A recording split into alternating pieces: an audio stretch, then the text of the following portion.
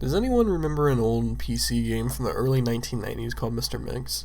It's mainly a typing game, similar to Mario Teaches Typing, where you have to type words into a box to make a chef puts ingredients into a bowl. Unlike most typing games, however, this game was notorious for having an insane difficulty curve.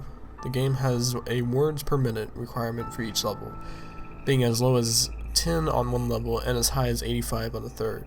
By level 5, the requirement reaches over 500, effectively making it impossible to proceed any further.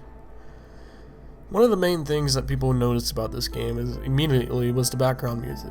The music on the first level was an unsettling pattern of growls that got progressively louder as the level went on, often causing damage to the early computer speakers that were not designed to handle extremely high volumes of sound.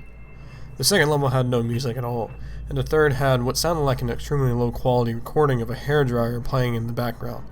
The remaining two levels had an extremely loud, high-pitched ringing throughout the level that caused severe eardrum damage to those who managed to get that far. Another rather disturbing aspect of the game was the design of Mr. Mix himself. He was large, round-faced, overweight man with large beady eyes and red spots on his cheeks. Most children who played this game reported having vivid nightmares of Mr. Mix speaking to them quietly, raspy voice, and threatening them to keep quiet about something. However, none of them could remember exactly what that was.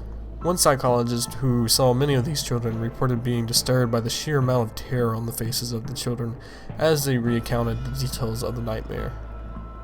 Many of the children broke down into tears in the process, begging for their parents to save them. However, no direct relationship to the game itself could be determined by these few cases, as not all children suffered the same adverse effects.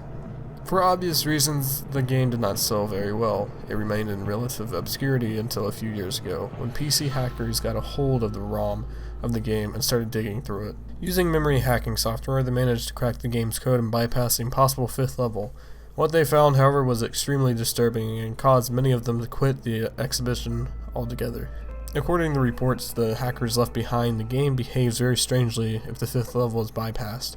The game crashes violently and closes, writing a bunch of files to the user's System32 directory to the point that the RAM was almost completely filled. These files are reportedly pictures of people with horribly deformed faces appearing to scream in pain and agony, with their eyes appearing as to be bleeding from their tear ducts and their outer layer of skin torn off completely in multiple places. If the user attempts to delete some of these files, the computer will violently crash and blue screen, causing permanent and irreparable damage to the user's hard drive. The hackers found that this was caused by a lone byte in the game's ROM that triggered when the fifth level was completed. After removing this byte, they were able to proceed to the sixth and final level. Unfortunately, all of the original hackers declined to discuss what they saw in the final level. All of them became extremely paranoid and reclusive, refusing to talk about anything related to the game and showing astonishingly extreme symptoms of post-traumatic stress disorder. Most of them ceased to be able to form coherent sentences within a week, and within a month, all of them went missing. All remaining copies of the game were destroyed.